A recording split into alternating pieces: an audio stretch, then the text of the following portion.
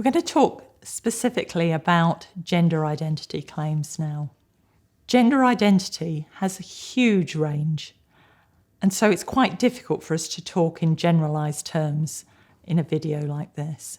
So you need to take from this video whatever matches with your case. It is important that throughout your case you know that you are entitled to be treated with respect and to be referred to and addressed in your gender identity, using the name that you choose. It may still be necessary for your birth identity to be registered, but that doesn't mean that you shouldn't be treated at all other times in the name and the identity that you've identified for yourself. One of the things that you'll need to think about in your case is how you describe your gender identity. That may be very simple. You may feel that you know very clearly what it is, but it may be more complex, and it may involve you using a description rather than a label that somebody else has thought of. And it's your identity, so however you describe it is right. There is no other right and wrong way. Whatever your gender identity is may be different from the way that you are expressing your gender identity. Those two things aren't necessarily the same, and you may not want to express your gender identity or have the opportunity to express it so far or at this time.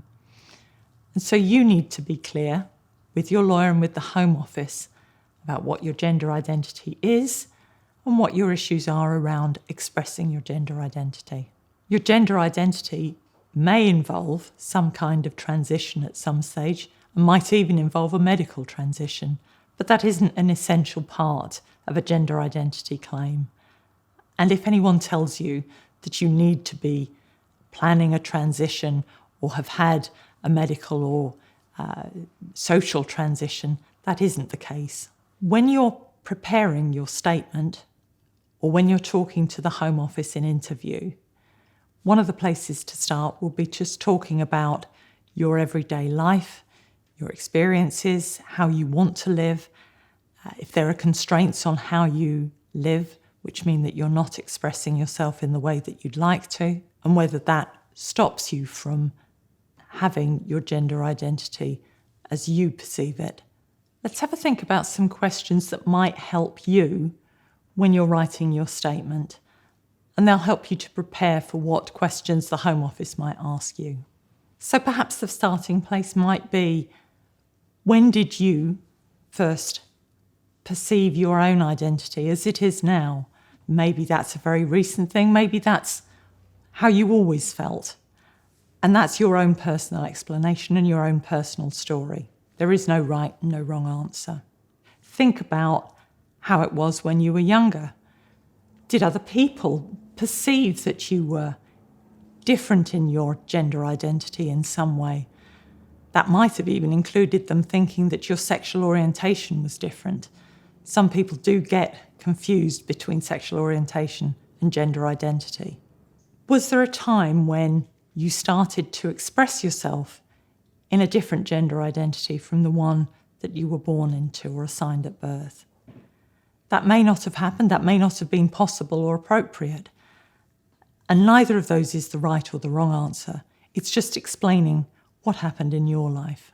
When you're thinking about submitting evidence to back up your case, that can come from a variety of different sources. Witnesses can be particularly important, but there might not be any witnesses in your case who know enough about you or anything about you or your gender identity. And if you haven't got a witness, that doesn't mean that your case can't succeed. But if there should be witnesses available, then try to persuade them to support your case by writing letters or statements themselves. Those witnesses might be family members who are prepared to write and tell them about your life when you were growing up or earlier with them. It might be friends that you know now in your new identity, who may not know anything about your background, but can talk about how you live your life and what your gender identity is now. Gender identity is not a medical issue. It's about your personal identity. There might be medical aspects to your case, either because you've had a medical transition or some other intervention at some stage, perhaps even some intervention that wasn't your choice and was against your wishes. So there might be medical evidence that's relevant. But gender identity is not about having a doctor or a psychiatrist say what your gender identity is.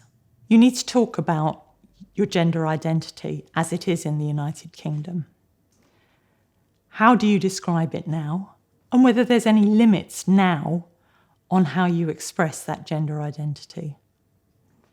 You might be told by people who are trying to be helpful that if you have a gender identity, you must live in that identity in the UK. But we know that some people don't do that because they can't until they know that they're going to be safe here.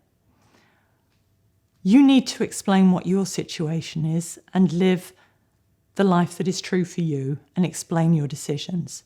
And so long as you are open about explaining how your life is and why it's the way it is, hopefully you will be believed. You need to talk in your statement and in your interview about what would happen if you went back to your own country of origin. Would you be able to live in your gender identity in the way that you want to? If not, what would be constraining you? What's going to be stopping you from doing that? And how that would make you feel. Those are really important things because being a refugee and claiming asylum is about what will happen to you if you go back in future. You need to talk about what you think will happen when you go back and who you fear. Your fear may be of the state authorities, the government, the police in your own country, but it might be more specific. It might be that you have a problem with your family and that your family are not accepting of your gender identity. Whatever is in your story is what you say. Again, there's no right answer and there's no wrong answer. But if the problem is from your family or from a smaller group, perhaps your local community, you do need to think about questions like why you can't go and get help from the police. Now, that may seem obvious to you because you may know that the police won't help you, but you need to explain that to the Home Office so that they understand the situation that you think you would face. You also need to talk about whether there is somewhere else you could go and live in your country. You only get asylum in a country like the United Kingdom if you can't be safe anywhere in your own country. So if the problem is from your government, that might extend across the whole of your country. But if it's just from your family or your local community, then you need to explain why you couldn't be safe by simply going somewhere else in the country away from them.